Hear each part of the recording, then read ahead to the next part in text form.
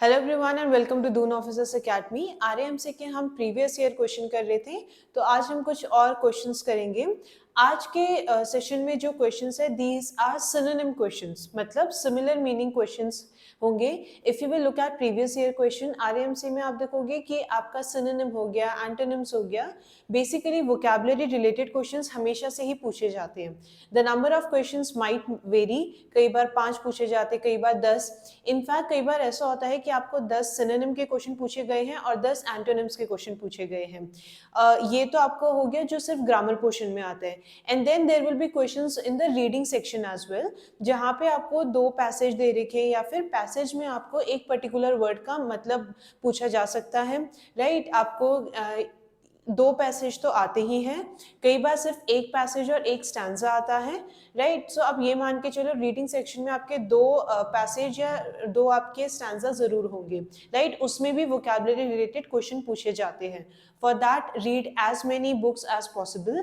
More over whenever you are reading a book, कभी भी आप बुक के पीछे देखोगे तो बहुत बार बुक में ना एज मेंशन होती है, कि स्पेशली जो आपके छोटे बच्चों के लिए होती है उसमें हमेशा एज मेंशन की जाती है कि ये वाली टेक्स्ट बुक जो है वो कौन से एज ग्रुप के लिए है। So whenever if you are purchasing a new book, just make sure that जो आपकी एज कैटेगरी है लगभग उसी के आसपास आप बुक्स पढ़ो, क्योंकि उसी से रिलेटेड आपकी वोकैबुलरी आती है। रीडिंग हैबिट डेवलप करने से फर्स्ट 2 चीजें होती है। One is you reading habit जैसे जैसे आपकी बढ़ती जाएगी वैसे वैसे आप कॉम्प्रिहेंड करना सीखते हो। That means you read a particular article और read a particular topic, you will be able to comprehend it simultaneously. कई बार आपने एक बार चीजें पढ़ी होती है और आपको नहीं समझ आती है, पर कई बार आप जैसे जैसे चीजें पढ़ते जाते हो वैसे वैसे समझते जाते हो, and this will be really helpful for the passage. और अगर आपकी रीडिंग प्रैक्टिस है तो बहुत बार आपको पैसेज कई बार नहीं पढ़ने की जरूरत होती है, एक बार आपने पैसेज पढ़ा, आपको समझ आ गया और आप क्वेश्चन के आंसर्स दे सकते हो। सेकेंडली, अगर आप न्यूज़पेपर पढ़ते हो तो आपकी वोकैबुलरी बढ़ती है and you become familiar with the current affairs as well. So make sure that at least आप एक पेज पढ़ रहे हो, भले 2 पेज भी पढ़ रहे हो, पर आपकी रीडिंग हैबिट जरूर होनी चाहिए। So we will start with the session now. But before beginning this session, if you want to join Doon Officers Academy offline batches, then you can enroll on the number that is given on the screen. आप कोई भी defence examination के लिए पढ़ रहे हो, whether it is RAMC, RMS या फिर सैनिक स्कूल की मैं बात करूँ, और जो आपके आफ्टर 12th होता है या फिर एनडीए हो गया, सीडीएस हो गया, एफकैट हो गया, so you can enroll yourself with Doon Officers Academy. Here we will be guiding you on how to streamline your preparation ताकि आप जो है एग्जाम क्रैक कर पाओ। Alright, so the first question that we are doing is, again ये कौन से question है? These are your synonym based question. So the first question is, there is a tacit. So the word given here is tacit, और आपको इस word का क्या करना है, सिनोनिम या फिर सिमिलर मीनिंग वर्ड जो है वो आपको ऑप्शन में देख के मार्क करना है। Right, there is a tacit agreement between the super power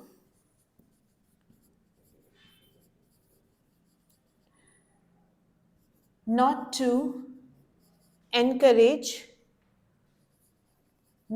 to encourage armed conflict. First option that is given to you is unspoken, speechless, silent, or else it is introvert. Now go through the sentence once. Sentence का मतलब क्या है, एक बार आप ये समझने का try करो। There is a tacit agreement between the super powers not to encourage armed conflict. In fact आप कभी भी देशों के बारे में बात करोगे तो हमेशा एक ये आपका एग्रीमेंट रहता है कि कोई भी अपने जो आपके आर्म्ड कॉन्फ्लिक्ट जो है उसको जितना हो सके उतना कम कर पाए। राइट, तो इसीलिए आप देखोगे बहुत सारी आपकी पॉलिसीज हैं। इनफैक्ट आपने हमारे जब चाइना वॉर के टाइम के बाद इंडिया ने पंचशील एग्रीमेंट किया था। Right, so there were 5 principle based agreement with the China, और उसमें बोला क्या गया था कि बेसिकली आप इंटीग्रिटी हो गई, और एल्स जो आपके हार्मनी हो गई, इंटरनल पीस हो गए, इन सब को बढ़ावा देंगे।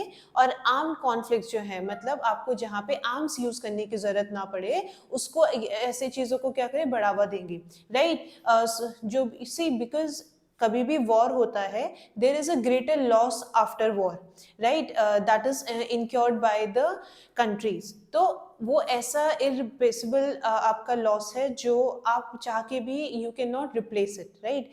If somebody loses their life, तो आप उसकी जगह पे कोई दूसरा नहीं ला सकते हो, राइट। सो हमेशा ये आपका हमें जो भी आपके कंट्रीज के बीच में एग्रीमेंट होता है, जो आपको अगर आपको डिप्लोमेटिक रिलेशन मेंटेन करनी है, so the always focus is upon maintaining the peace and harmony, and for that we have to avoid armed conflicts. अब इस पर्टिकुलर स्टेटमेंट में भी इसी के बारे में बात की गई है कि दो सुपर पावर्स के बारे में।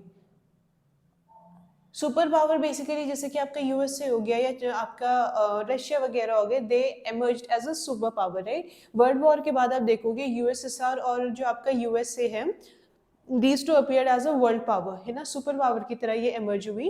तो उनके बीच में एक ऐसा एग्रीमेंट है कि आर्म कॉन्फ्लिक्ट जो है, मतलब जिसमें आपके आर्म्स का यूज किया गया है, वेपन्स का यूज किया गया है, ऐसे कॉन्फ्लिक्ट को हमें डिस्करेज करना है, या फिर ऐसे कॉन्फ्लिक्ट जो बेसिकली क्या है कि we must not encourage it. Tacit word का क्या मतलब है? कहीं पे भी टैसिड आता है या फिर आपका टैक्टफुली, इस टाइप के वर्ड आपके क्या होते हैं बेसिकली। टैसिड का सिंपल मतलब ये है वेयर यू कुछ चीजें जो बिल्कुल एक्सप्लिसिट नहीं है, मतलब वो बिल्कुल क्लियर नहीं है पर आप समझते हो उसे। Many a times when you talking to someone, कई बार कुछ चीजें जो है वो क्लियर नहीं होती है कि वो क्या बोलना चाह रहा है, पर आप हाव भाव से या फिर हाउ द पर्सन इज, किस तरीके से उसके जेस्चर हैं, उसी के बेसिस पे आप ये मतलब निकालते हो कि what exactly the problem is, right. तो टैसिट का मतलब होता है कोई भी ऐसी चीज जो एक्सप्लिसिट नहीं है, क्लियर नहीं है, बिल्कुल सामने नहीं है, लेकिन साइलेंटली आप उसको क्या करते हो, उसको मानते हो या उसको फॉलो करते हो। So tacit simply means silently which is not explicit, मतलब कोई चीज जो है जो बिल्कुल सामने नहीं है, लेकिन क्या है कि आप उसको जानते हो उस चीज को, राइट। सो एक म्यूचुअल कंसेंसस है कि हाँ भाई ये चीजें हैं, पर आपने कभी भी उसको एकदम क्लियर नहीं बोला है, right. So tacit basic unspoken, no it is not, though it is not unspoken, but it doesn't exactly mean कि बहुत सारी बातें कहते हैं ना कि आप बताते नहीं हो पर आप उस माहौल में रह के समझ जाते हो। So it is not necessarily unspoken. Speechless, again no. Silent, yes. Tacit basically silent agreement के बारे में बात की जा रही है, जो बहुत एक्सप्लिसिट या बिल्कुल क्लियर सामने नहीं है, लेकिन आप ये चीज समझ रहे हो, right. So for this the correct answer is the C part, it should be silent. Alright, next question पे आते हैं।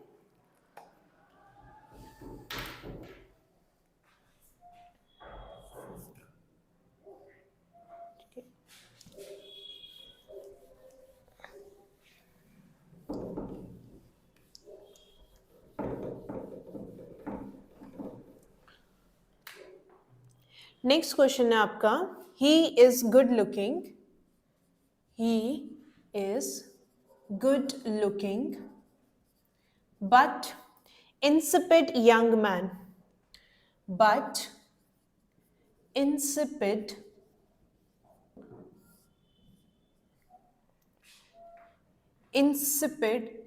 young man। ऑलराइट, ऑप्शन आपको क्या दे रखे हैं? arrogant,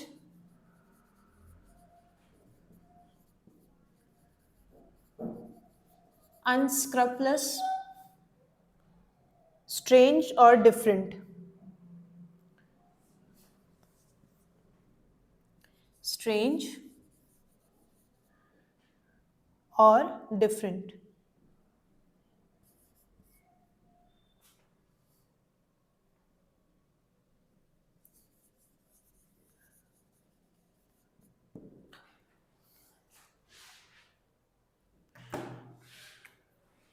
he is good looking but insipid young man. अब देखो यहाँ पे एक अच्छी चीजों के बारे में बोला गया है, there is a positive remark about the young man, लेकिन बट क्या है, इंसिपिड है, मतलब क्या है, ऐसा कोई भी word which is what negative in meaning, है ना। कॉन्ट्रास्ट ड्रॉ करता है, बट हो गया या इफ हो गया, इस टाइप के जो कंडीशनल टाइप के आपके जो वर्ड्स होते हैं, बेसिकली बट यहाँ पे क्या कर रहा है, एक कॉन्ट्रास्ट ड्रॉ कर रहा है, मतलब जो एक पॉजिटिव स्टेटमेंट है उसका बिल्कुल ऑपोजिट होना चाहिए।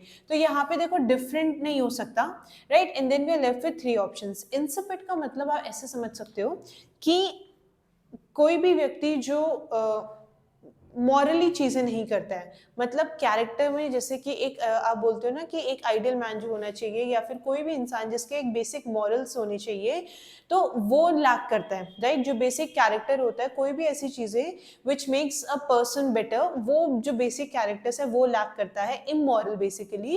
तो उसके लिए हम वर्ड यूज कर सकते हैं insipid. Insipid simply means someone who is immoral, मतलब जिसमें मॉरल वैल्यूज लैक करता है, राइट। मतलब कैरेक्टर उसका कैसा है, अच्छा नहीं है।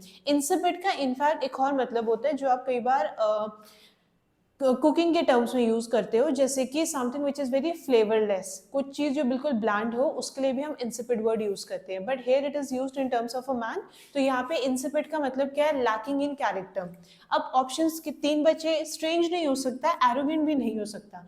देन अनस्क्रपलेस का मतलब होता है, unscrupulous simply means immoral, someone who lacks in character. We use a term unscrupulous. Scrupulous का मतलब क्या होता है, जिसके अच्छे बिलीफ हैं, जिसके अच्छे वैल्यूज हैं या मॉरल्स हैं, उसके लिए हम स्क्रपलेस वर्ड का यूज करते हैं। बट क्योंकि यहाँ पे एक वर्ड लग गया यू एन, सो अन का मतलब क्या हो गया, the opposite of the word. कई बार कुछ ऐसे वर्ड जब आप ऐड कर देते हो, जैसे आई आर करते हो, रिप्लेसेबल का अगर उसमें आई आर ऐड कर दिया, इररिप्लेसेबल, राइट। तो कुछ वर्ड ऐसे आप अगर किसी वर्ड में ऐड कर देते हो तो उसका बिल्कुल ऑपोजिट बन जाता है। तो यहाँ पे करेक्ट ऑप्शन होना चाहिए B part, right, that is someone who lacks in character, right। next question पे आते हैं।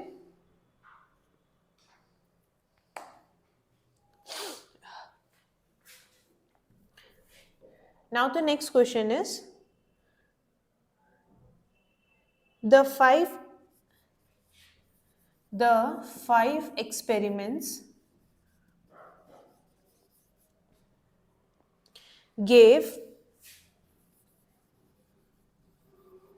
disparate result, disparate result, ठीक है। पहला ऑप्शन है इसका सिमिलर,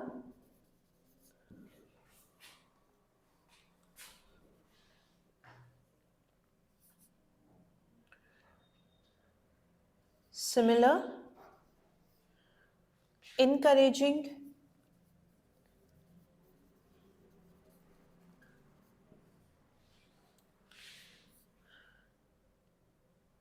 strange,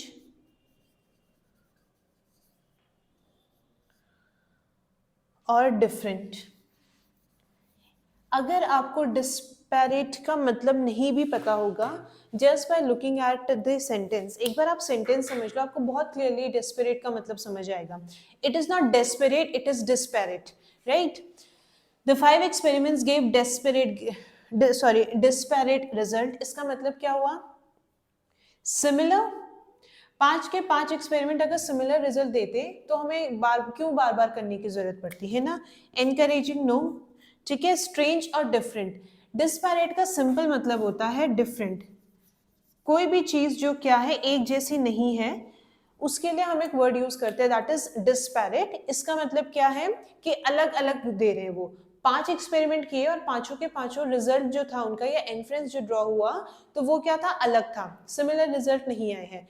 इन केस इसका आपको ऑपोजिट मीनिंग पूछा गया होता, तब आप सिमिलर वर्ड ऑप्शन जो है वो चूज कर सकते थे, right. So the word disparate simply means different, ठीक है। नेक्स्ट क्वेश्चन पे आते हैं।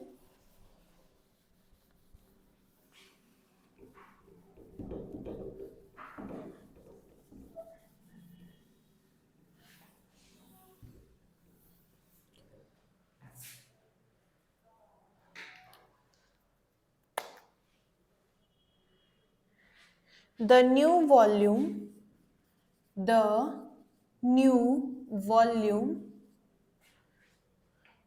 provides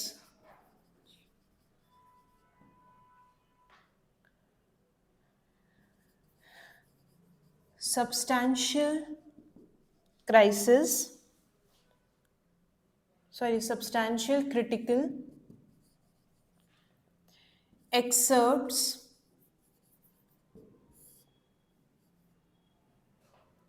and biological information and biological information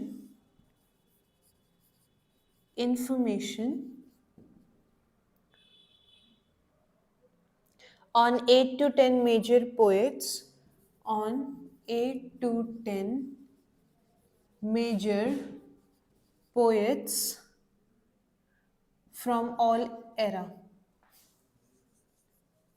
All right.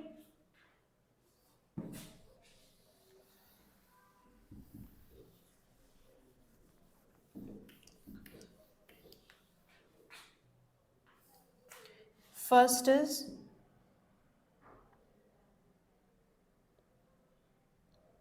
sources,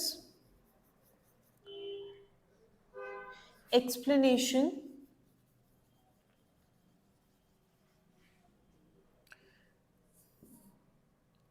extracts, or else substances.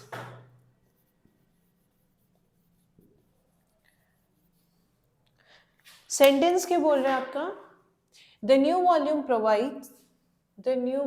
provides substantial critical excerpts and biological information on 8 to 10 major poets from all era.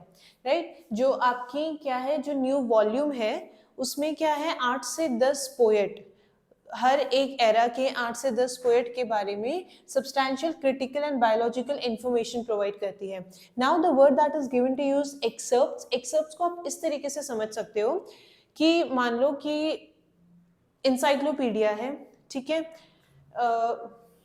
Not encyclopedia नहीं, एक novel का example लेते हैं, कोई एक story book है.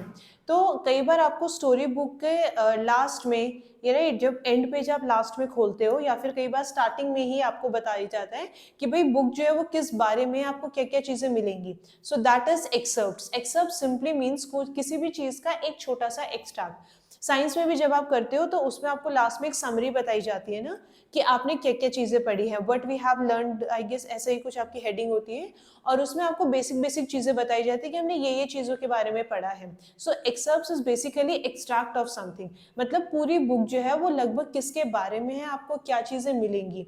तो new volume में क्या दिया गया है कि एक्सर्प्ट या एक्सट्रैक्ट दिया गया है किनके बारे में, 8 से 10 जो मेजर पोएट्स रहे हैं हर एक एरा के. राइट, आप देखोगे शेक्सपियर का एक एरा था. अगर हम इंडियन पोएट्स की बात करें तो आप देखोगे कबीरदास हो गए, राइट, या फिर आप हर एक की क्या है, प्रेमचंद की आप काफी सारी कहानियां पढ़ते हो. तो उनका एक क्या था, एक एरा था, राइट. तो उनके टाइम पे उन्होंने बहुत सारी कहानियां या बहुत सारी स्टोरी लिखी है जो आज भी हम पढ़ते हैं, राइट. उनका लिटरेरी वर्क जो था वो इतना एफिशिएंट या इतना रेलेवेंट था कि हम आज के टाइम पे भी वो चीजें पढ़ते हैं.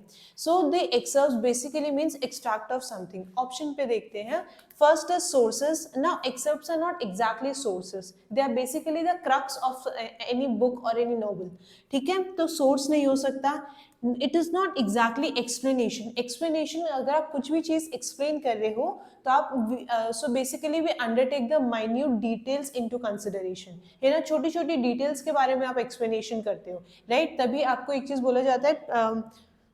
क्वेश्चन भी आप कभी देखोगे तो उसमें आपको ये बोला जाता है एक्सप्लेन इन डिटेल्स या फिर in a brief describe about something. तो ब्रीफ का मतलब क्या है कि भाई छोटे से छोटे या कम से कम शब्दों में आप चीजें कर दो. जब आप एक्सप्लेन करते हो तो बहुत ही इलैबोरेट वे में आप चीजें एक्सप्लेन करते हो. So this can not be the answer. Substantial का मतलब होता है कोई भी चीज जिसमें सब्सटेंस हो, ठीक है, मतलब यूजफुल इंफॉर्मेशन हो. सो अगर इनकेस यहाँ पे सब्सटैंशियल वर्ड का मतलब पूछा जाता तब आप डी ऑप्शन करते हैं, right. But it is not give, पूछा क्या गया है आपको एक्सर्प्ट्स का. So for this the correct answer is the C part. It is extract of something, right. In fact आप साइंस वगैरह में भी एक्सट्रैक्ट निकालते हो ना. मान लो कि हिबिस्कस का आपने एक फूल लिया, गुड़हल जिसको आप बोलते हो ना, शू फ्लावर भी बोलते हो. तो आप क्या कर रहे हो, उसको जब आप प्रेस करते हो, निचोड़ते हो, तो उससे जो जूस निकल रहा है, यू आर एक्सट्रैक्टिंग इट, है ना. मेन जो चीज है उसकी, उसी को आप एक्सट्रैक्ट कर रहे हो. तो आप इस तरीके से भी एक्सर्प्ट्स का मतलब समझ सकते हो, राइट. नेक्स्ट क्वेश्चन पे आते हैं।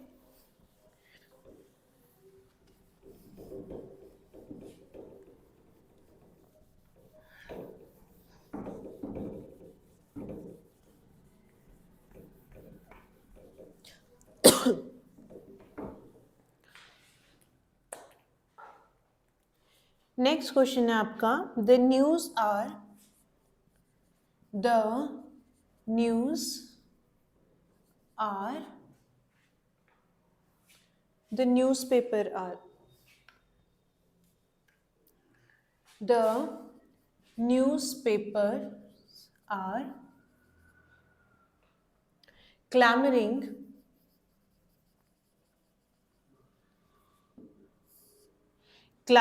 against the injustice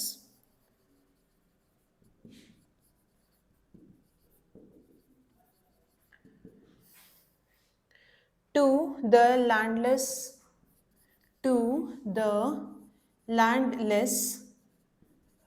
laborers. Alright, so the first, आपको किस clamoring word जो है उसका synonym निकालना है. So the first is protesting,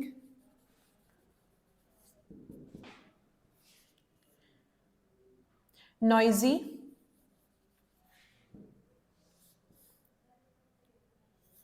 complaining, and the last is demonstrating.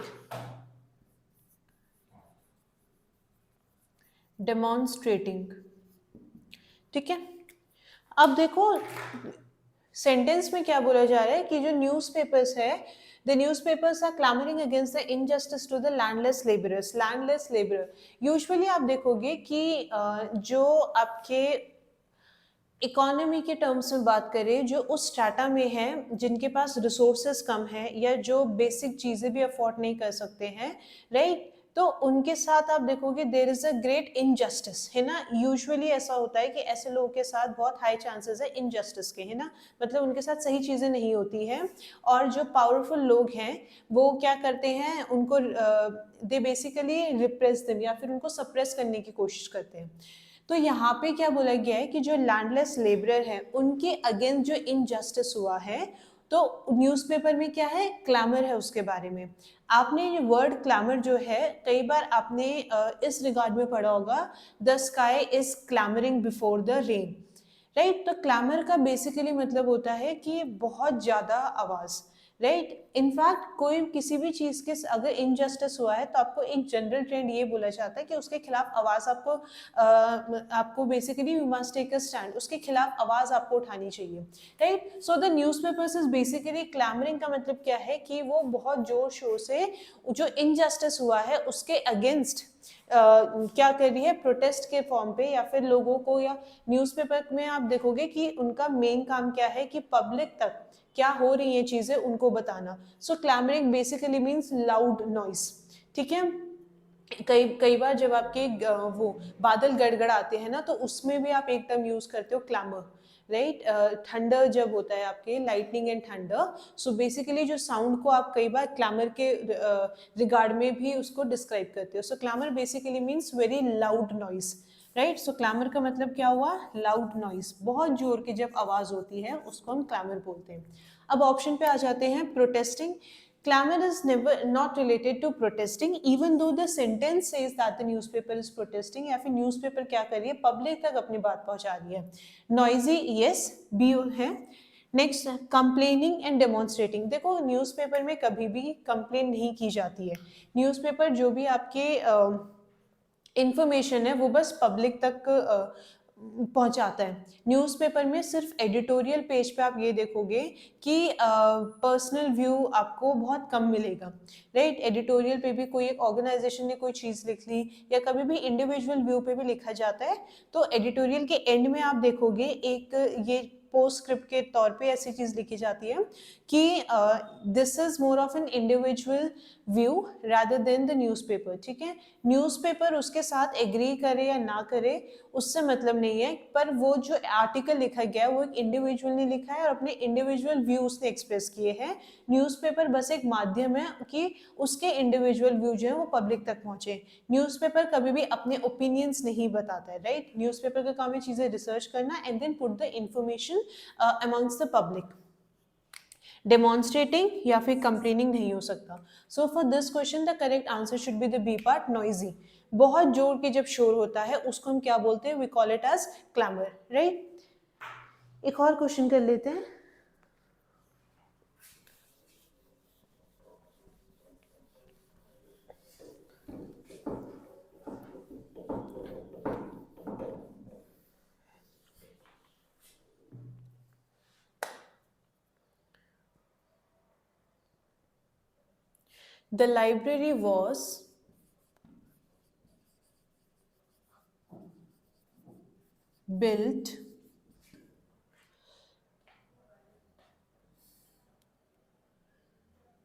The library was built with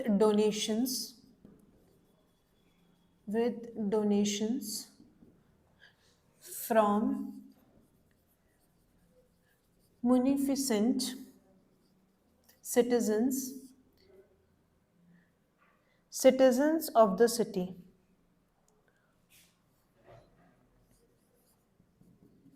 Citizens of the city. Now here you have to tell a word which has a similar meaning as munificent, ठीक है। munificent word जो है उसका similar meaning बताना है आपको। First is well to do, generous,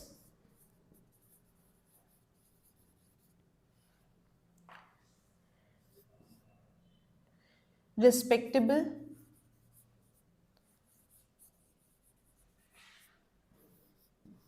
learned।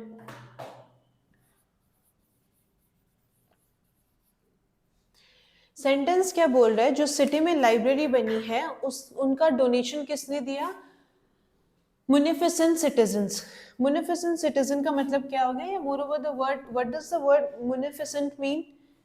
अच्छा, कौन लोग जो हैं वो आपको डोनेशन देते हैं, राइट। फर्स्टली ऐसे लोग डोनेशन देंगे। अच्छा, ऑप्शन पे पहले देख लेते हैं। First is well to do. क्या जरूरी है कि those people who are well to do, मतलब जिनके पास एक अच्छे घराने से आते, क्या हमेशा वो चैरिटी करते हैं, नॉट नेसेसरली, है ना। तो फर्स्ट नहीं हो सकता। रिस्पेक्टेबल भी नहीं हो सकता, क्यों sir, see I did not mean this in a negative term, पर डोनेशन आप कब कर पाओगे, not when you own a respect, but rather when you have something to donate, ठीक है। अगर आपके पास कुछ चीज होगी डोनेट करने के लिए, तभी तो आप डोनेशन में कुछ दे पाओगे। तो you can not donate respect, है ना। रिस्पेक्ट क्या है, एब्स्ट्रैक्ट चीजें हैं, जबकि आप कॉन्क्रीट चीजों का आप डोनेशन देते हो। सो रिस्पेक्टेबल नहीं हो सकता। नेक्स्ट ऑप्शन पे आ जाते हैं, जेनरस या learned people can share their knowledge but they has nothing to do with the money or they have nothing to do with the donation, right। so आपके पास एक ही ऑप्शन बचता है, that is generous। मुनिफिसेंट का मतलब क्या होता है, जेनरस, राइट। कोई भी ऐसे लोग जो, किन लोगों ने दिया होगा भाई, जिनके पास चीजें हैं और देने के लिए भी वो तैयार हैं, right. So the word munificent simply mean someone who is very generous, right. तो आज हमने कुछ वोकैबुलरी से रिलेटेड क्वेश्चन किए, सिनोनिम वाले क्वेश्चन किए। Next we will try to do questions related to antonyms as well. जो भी क्वेश्चंस कराए जाते हैं, just make sure that you keep a pen and a notepad और a paper ready with you, so that जो भी questions कराए जा रहे हैं या कोई भी छोटी डिटेल्स है जो आपको नहीं पता है, जो उस टाइम पे पता चले, वो भी आप शॉर्ट नोट बनाते जाओ। This notes will be really helpful for you when you are revising the whole topics, ठीक है। रीडिंग हैबिट बना रखो, that will be really helpful for you for the vocabulary section. Synonym हो गया, antonyms हो गया, ये आप बहुत आसानी से कवर कर सकते हो। So this was all for today, but before leaving the session, if you want to join Duna Officers Academy offline batches, तो जो आपको स्क्रीन पर नंबर दिए गए हैं, you can contact on those number and you can enroll yourself. आप कोई भी डिफेंस एग्जामिनेशन के प्रिपेयर कर रहे हैं, आप Duna Officers Academy में enroll करा सकते हो. So thank you everyone and have a good day to you all.